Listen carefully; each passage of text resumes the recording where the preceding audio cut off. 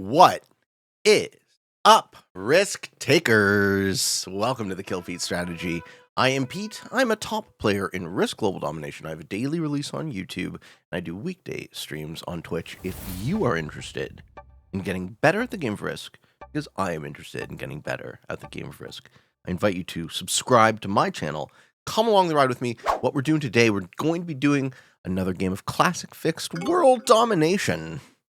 So it's classic map, world dom mode, auto setup 90-second turns. I put in a medium bot, but it's neutral, so it doesn't really do anything. Fixed cards, balance blitz dice, alliances are on, fog blitzes and portals are off, and I'm in the second position. Are you ready to start exploring new skills and discover your creative potential? Look no further than Skillshare, a vibrant community of curious individuals just like you. Whether you want to learn productivity tips for more me time, start building your personal brand style, or simply try something new, Skillshare teachers will guide you step by step. Personally, I struggle with staying on task and avoiding procrastination, so I found a lot of value in the Goal Setting Masterclass by Felix Harder, and that's just one of many productivity type courses available on Skillshare. Enjoy a 1-month free trial by using the link in the description box. Additionally, during the month of April, you can get a 40% discount on your first annual membership. Once again, thank you Skillshare for your support. I'm very, very grateful.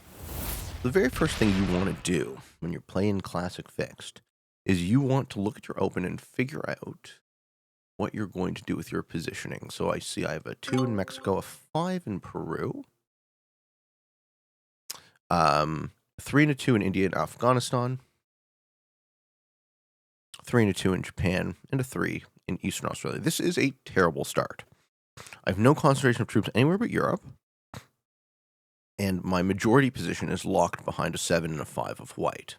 So, can't move into North America, because North America is going to be taken by black. I might actually have to play the no continent game. This is a tough game, guys. This is a very, very tough game. Maybe play the Australia Open, but I really, really dislike the Australia Open. Okay, folks. All my material is in Asia. We're starting on the back foot. Here are the players. In the first position, we have Carl from Lebanon, playing as green. And Carl looks like they're on a long-term track for South America. I'm in position 2. This is my Classic Fixed account. We've made it all the way up to Grandmaster, playing Classic Fixed. In the third position, we have Hilbert Tamura from Greenland, playing as black, and he will be coming down in North America. In the fourth position, we have Lanny Flex from France, playing as purple. In the fifth position, we have General Briggs, 15197 from USA, playing as red. And in the final position, we have Kid 43 from Canada, playing as white. And green's asked me to attack white already. Okay, I lose a 2-stack, no shocker. Everyone would like to be involved in South America. Okay, I'm going to lose that 5 eventually. I sure am glad I didn't add to it on the first turn. Nobody is involving themselves in Australia, so I actually have a line for a slow take to Australia. I absolutely hate the Australian position. And people ask me why. So the thing about Australia is, well, maybe I'll show you guys the bonuses on the classic map in case you don't know. North America and Europe are worth 5, South America and Australia are worth 2, Africa's worth 3, and Asia is worth 7, if you can hold it. So everyone looks at Australia and they goes, oh, hey, you can have a 1-point guard and a +2. That's good. And objectively, in a vacuum, it's good. The problem is, in context, because everyone sees that, if you fight over a +2, you tend to end up losing way more troops than 2 fighting over it. So what ends up happening is the fact that Australia appears to be good is what makes it bad. This is one of those very interesting idiosyncrasies of human cognition, right? We depend on intersubjectivity, the idea that words and language are agreement in the fact that we can agree. Oh, he's helping me. That was a helpful play. Yeah, dude. Attack purple. Sure, man. No, I will definitely involve myself. Oh, he wants me to bust troops I see. He wants me to bust purple 7 so he can take South America. Wow! I would make an eternal friend in green with that, wouldn't I? I would lose 5 troops, though. Well, let's see how the cookie crumbles here. First, I want to see if I can take Australia at all. Probably shouldn't do it this quickly. We're sliding up to 100%, so we get good rolls. I think if we go too fast... Here, this is my chance to try and keep the stack. Even though, yeah, I lose all my troops. Now I kind of want to take it. I'm not going to take it yet.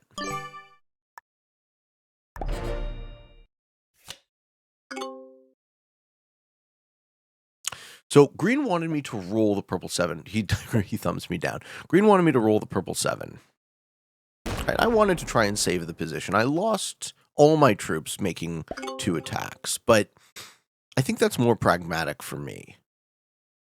But now the purple 7 exists, which is bad for green. And nobody's in Africa. And I'm in Australia. This situation is still terrible. Maybe red wants to involve themselves in Australia.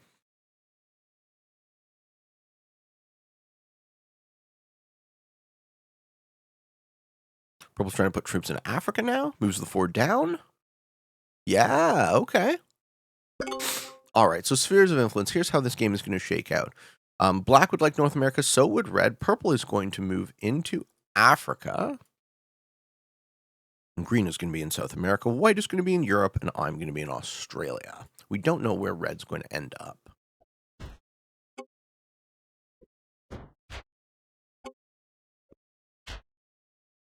Okay, so what I do is I'm going to want to connect my troops to make a 7-point guard in Siam. And I take the first bonus. Black's going to go pop pop and sit facing the 10 stack, I think. No, black's taking it slow. Purple is going to go pop pop and move into Africa.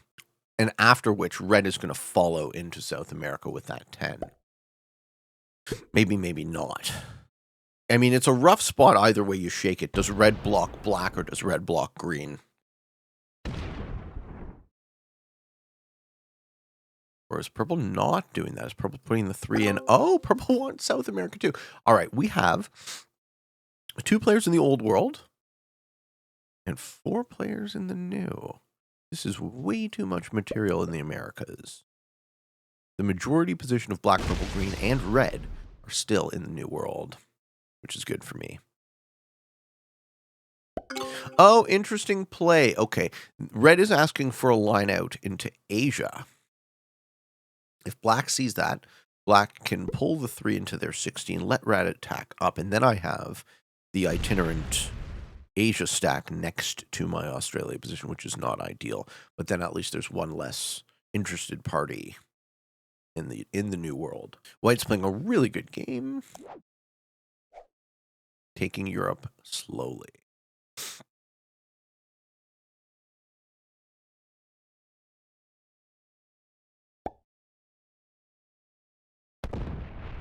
Green is open to the pivot to South America, or rather Africa from South America. I'd rather green not be there because he threw me a thumbs down, which tells me he wasn't happy with how I played that turn. I'm going to play it slow here. So I'm just going to put all my material in the 1-point guard. And then we will start to expand out of the Australian position. We're not dead by the end of the 4th turn. We have a 10 set. So as long as we survive to trade...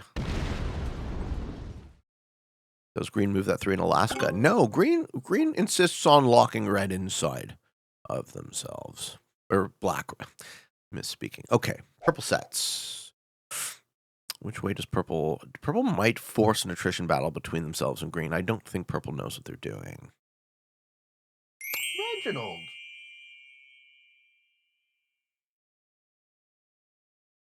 Ladies and gentlemen, we have an appearance by the elusive, true strategic genius behind the Killpeat strategy, Reginald Schmopus Boy Jeej. He got his Grandmaster status just so he would get extra treats. Reginald is my furry friend, growing the finest Tumulus meat in all of southern Ontario. You're a good boy. You're a nice guy. You're gonna help me win Classic Fixed. He's not happy that I took Australia. I had no choice, Reggie. I had no choice. It was what the game decided. We were playing Australia. I know I'm gonna get killed. I know it's gonna happen. It's really upsetting. He doesn't like it. Ladies and gentlemen, White's gonna take Europe now.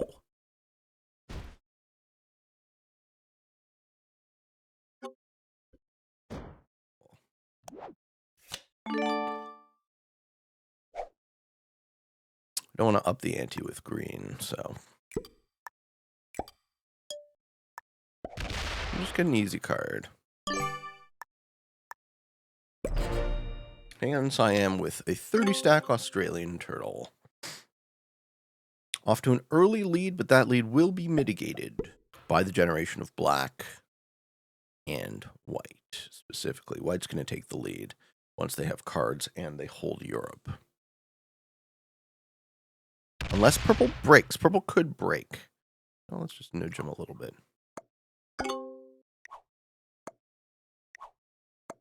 Break white. Be a bad neighbor.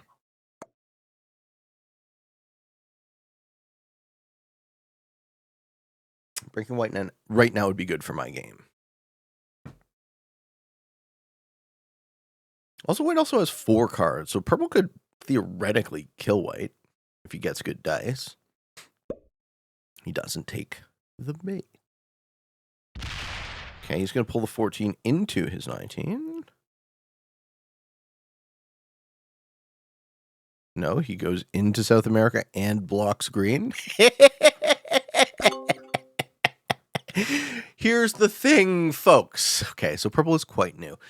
Here's the thing. If you're trying to take a bonus, let your opponent out. Green has been trying to take South America all game. Failing that, he's been saying, okay, fine, I'll take Africa instead. But you gotta let the stack out. It's mutually beneficial for purple to not roll a 13 stack in Argentina and have a good neighbor in green on the North Africa-Brazil corridor. But the way he's done it is the exact opposite and the worst case scenario where they have to annihilate each other in order to take their bonuses. Okay, red moves into South America too, because why the hell not? Or does red move up into Europe, stopping white from holding? Purple tells me to attack white. No, sir. Makes no sense for me to do that. Yeah, red stays where he is with the large armies. Okay, so white will pull out to the lead now. Unless he doesn't have a set. No set. Well, 30 troops is a lot.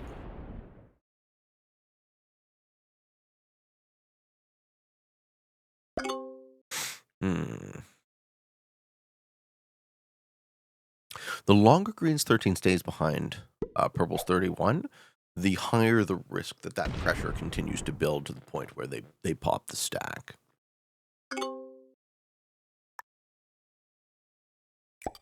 This would be my last chance to get any sort of good roll on white. I'm not taking it. I'm going to accept that white is the strongest player in this game. And hope that doesn't come to bite me in the ass long term. I do have a 10 set on 3. Okay, black is now going to insist on their position. Yeah, and says to red, I'm going to push you out now. What red, I think, should do now is go 1, 2, 3 and consolidate into the 12 in Irkutsk. Does purple roll the green 13, or does purple let the green 13 leave? I predict purple is a novice or a beginner. Green is better. Green is much better. He lets green leave. Green's going to leave. Okay, so spheres of influence have switched. We have black taking North America when red leaves. Red's going to leave now. We have white in Europe. We have purple in South America. And we have green in Africa. And red will be the itinerant stack in Asia. Yeah, predicted that one successfully. And leaves. Yep. So he's going to give black North America. Cool. Green being Africa is very bad for me long term. Because eventually, if this game stalemates, green will lose patience and slam all their troops into me. For not being a homie turn 1. Also, seeing other players suiciding troops in ranked games tells me two things. It tells me that green is quite good, like master, grandmaster level. And it also tells me that they are expecting that I read that signal properly, which I did, but I'm not necessarily telling that I did. Okay, white punches a little green. White has the 3-point guard on Europe. An 18 stack and 2 10s. Okay, green leaves and takes Africa. Now we remove purple from the old world, putting purple in a situation where he contests either green or black.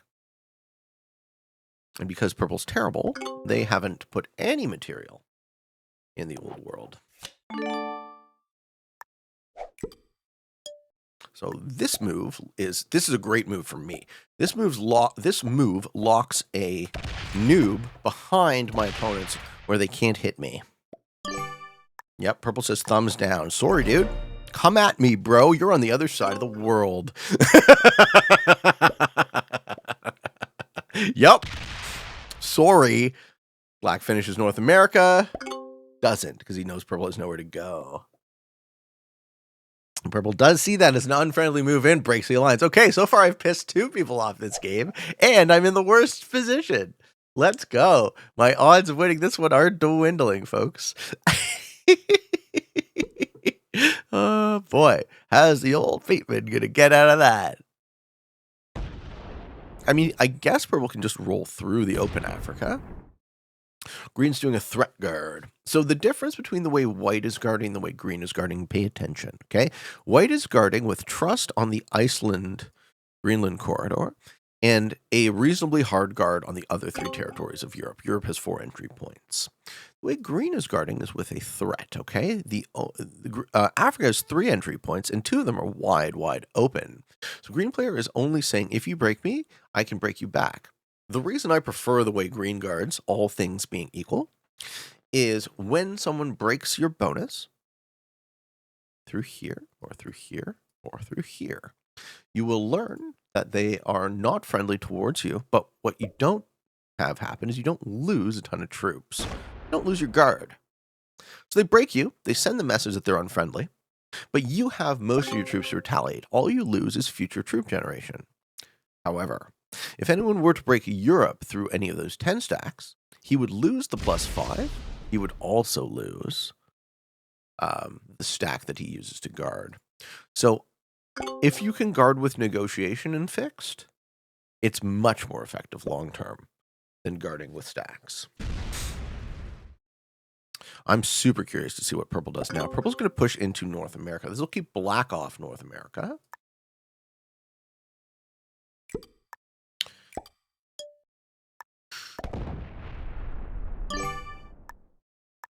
And that's why red is kind of pointing his stack that way.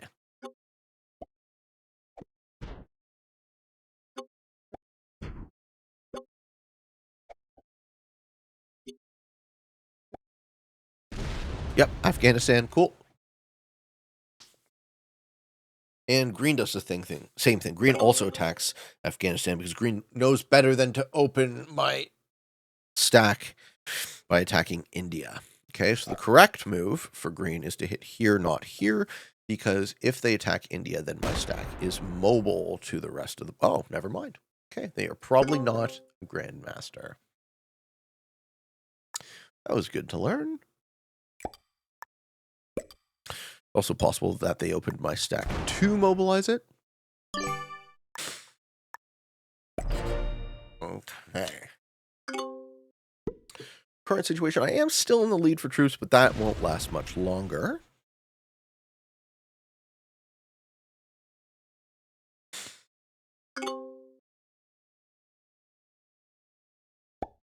White will take the lead in 1 or 2 turns. Yep, purple's still trading in Northam. The longer the situation with black and purple goes, the better it is for purple and the worse it is for black. Oh, purple goes bad neighbor to white now. Lol. That's great for Pete. All right, that is great for Pete.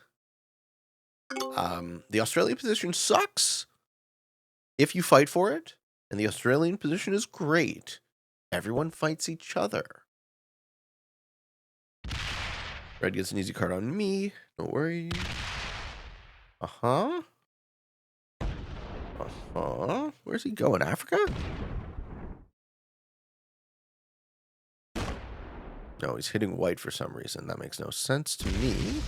He's hitting everybody but me?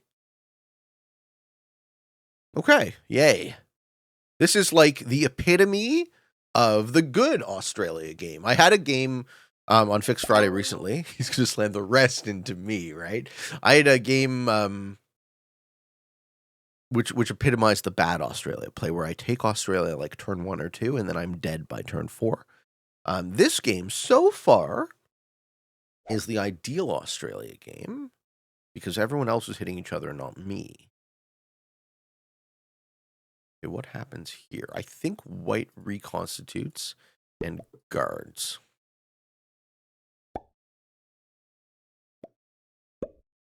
Red is throwing me a heart. I'm very confident red slams me next and quits the game. I think he's just tired of this and he's messing around. Red doesn't want to play the random stack.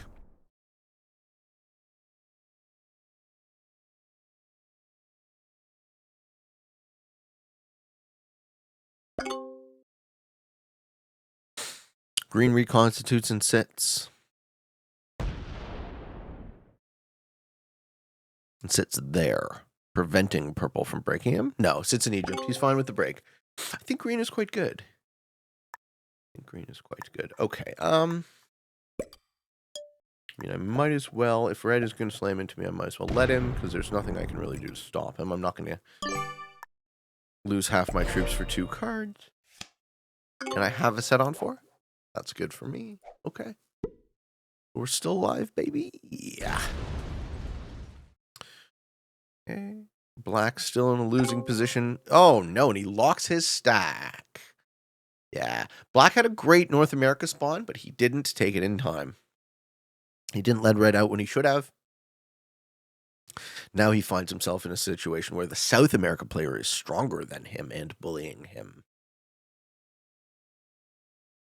Saving grace in that regard is South America player has bullied Europe player too, and black and white have been uber homies so far.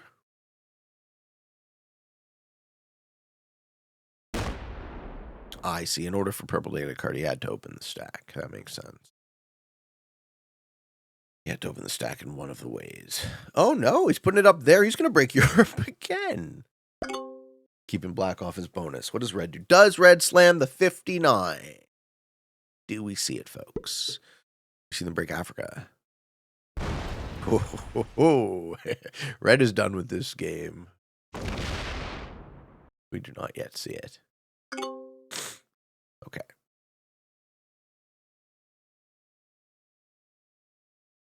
White sets in, gets the 10 set. They now take the lead at 81 troops. Having a +5 is just so much better. 2.5 times better, in fact, than the Australia. Oh, he's going to punish purple for his insolence. Yes, punish. Yes, make him die. I just don't want to go out last, right? Fight, fight, fight!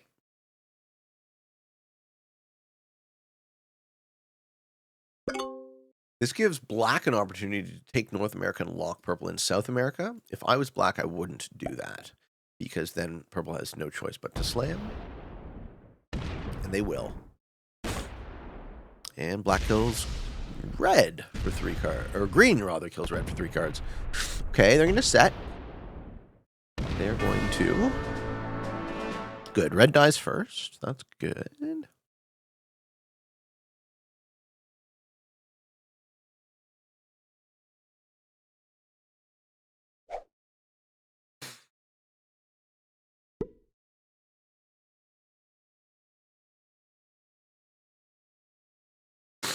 Okay, green sitting on 5 cards. 40 for 5, not normally a deal I take.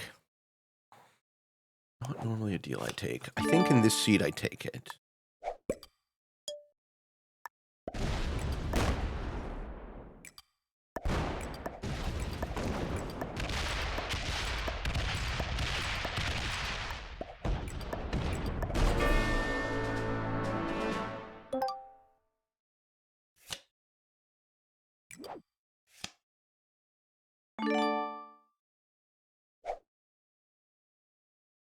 Do here. Which bonus do I actually want? Well, I don't think purple likes me very much. I don't want to go back to Australia.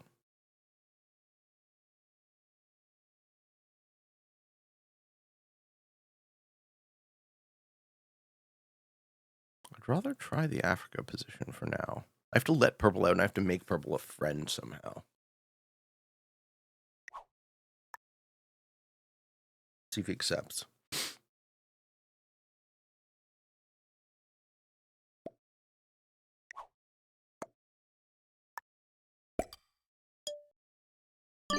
See if he means it.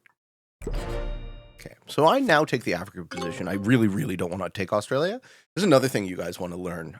If you're playing the Australia position, you really want to look for those opportunities to leave Australia, because it is a long-term losing proposition. Right now, I'm still mostly tied up with white. But that +3 is just so much better, 1.5 times, so much better than the +2 of Australia. I made that joke already. So black should finish North America now with a low trade. We're now in a 4-player game, just like that. Oh, never mind. Never mind. We're in a 3-player game. Okay. We're in a 1v1. Looks like purple's going to set kill black. Maybe kills black without the set. Purple's going to set kill black. Okay, I go top 3 with purple and white. But white and I are equal. And purple's a weak 3rd. Cool. Let's see what happens. I think white's going to try and kill purple after. No one's going to kill black. Okay, white kills black. Does white have the Zets? Where's the line to kill black? Off the 31. The line to kill black is off the 31. Does he do it? Does he blow through it? 8 and 9 of my troops. 1, 2, 3, 4, 5, 6, 7, 8, 9. In order, he does. All those troops are dying. No, he's going to kill purple first, and then black. I like that move better. Okay, so white kills purple. Gets 2 cards, doesn't set. Then he kills black and sets. This actually puts him, I think, at a troop disadvantage to me. But the set will give him some initiative to make attacks. I think I might win this 1v1. This is a great endgame, guys. This happened out of nowhere. It was just like a dominoes thing. Red dies, then I kill green, then black suicides, then white kills purple, then white kills black, and let's see if I win the 1v1. White's going to have a slight lead in terms of troops, but his troop mobility is limited. So white has 16 and 10. White has 26 of his material locked, where I have a mobile 47. What he should do right now is he should come down off the 14, break Australia, and he should actually roll my 47 with his 11 manual, assuming he has time. Let's see him get some bad dice. It's 80 to 69. Do I have cards? I don't. Not having cards right now is very bad. 69 to 80. 26 of those 80 are locked, though, so I will have a turn to counterattack. He's going to take Australia. Also, how do I break Europe without opening the 10 and the 16. That will be key. That will be key. Okay. I think I have a line. So I go reach into Middle East, split, take the 3, and then go this way. Does he make a good fortify? That 11 will be open anyway you look at it. He does make an okay fortify. Do I roll that? Perhaps I roll that instead. No, that opens the 10. I need him to keep as much of his material locked as possible. Okay, fine.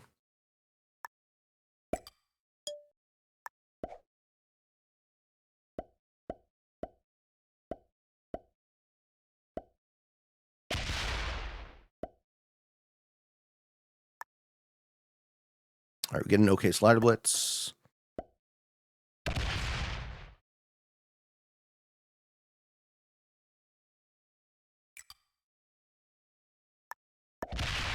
Oh, fuck. And then we get punished by not resetting.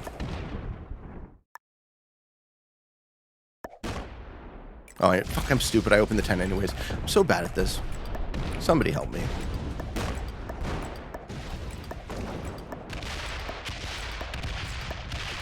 All right, well, I'll have a set on 5. But I am the dumb. I should have gone around. I did the first part of that turn correctly, and then I fucked up. All right, 36 to 29. Slight troop advantage. And I have a set. Let's see it, guys. Let's see it. What does he do? Does he counterattack me effectively? He's going to take Australia.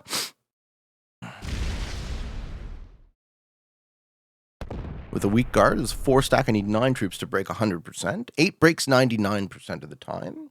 He's going to break Africa. Going to roll 9v3, get bad dice. Bad dice, bad dice, bad dice. Let's see it. No, he gets good dice. 26 to 29. I think I might still have him. Just barely, guys. Just barely. I might still have him. And hit. Continue to hit. So 23 gives me 7 troops. I have to break 2 bonuses. That 20 goes there. Okay. Beep. Yep. I'm good with this. 2 stack on Siberia is better than Scandinavia right now. No, Scandinavia was better. I fucked that up too. All right. 9. Maybe 10 so I can take it and threaten back. Let's see. We get 9s. Okay. Break. Yep. And, ooh, good dice.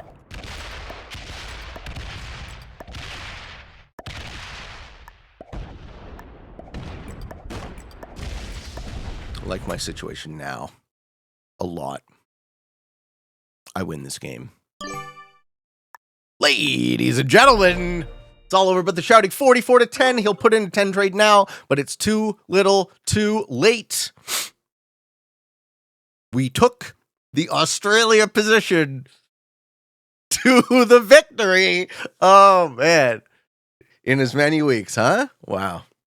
Well, it just goes to show that if you're tenacious and lucky, you can win from any position.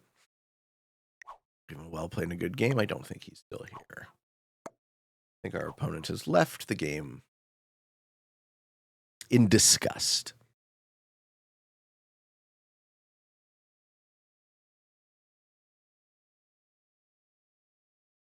And there you have it, folks. What can I tell you while we got a little bit of dead air? What am I doing these days? These days I'm doing a Master the Map Mondays where I'm going through every single map in the game with an eye on World on Progressive. I'm doing a recurring series on the meta settings, EU Advanced Capitals. I always do Fix Friday. I'm revamping the Waiting on Your Best Behavior podcast, the Risk News Q&A show, and anything and every GeoGuessr Daily Challenge, anything, everything I feel like creating on my second channel, Freepeat. Go check that out if you're not already on it. And we defeat all the players from the Australia position. Oh my goodness gracious me, ladies and gentlemen. And 3 novices. White was a novice.